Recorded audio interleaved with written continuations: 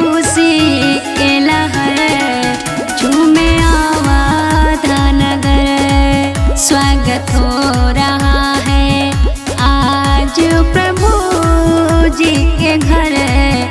उठे खुशी के लहर झूमे आवाधा नगर। नाचे गावे झूमे पूरा शहर। उठे खुशी के लहर गूंजे आवाधा नगर।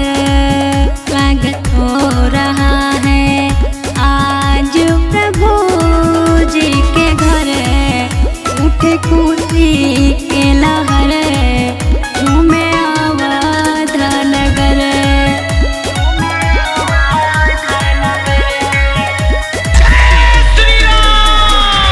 आज के दिन ज्योति घर घर जलाएंगे।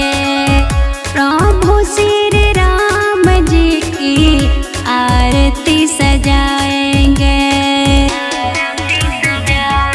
आज के दिन ज्योति घर घर जलाएंगे। प्रभु श्री राम जी की आरती सजाएंगे। गुजना झूमे पावन अंबर। उठे खुशी के लहर गूंजे आवाधा नगर। स्वागत हो रहा है आज प्रभु जी के घर। उठे खुशी के लहर गूंजे आवाधा नगर। गूंजे आवाधा नगर।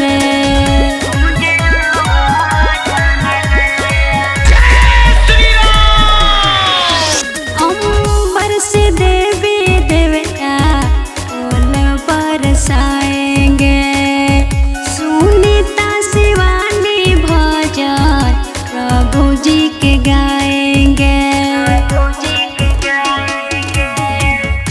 अंबर से देवी देवता फूल बरसाएंगे।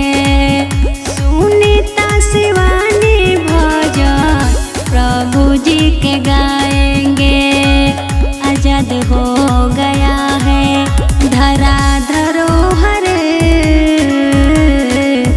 उठे खुशी के लहर गूंजे आवाधा नगर। स्वागत हो रहा है आज प्रभु जी के घर। उठे खुशी के लहर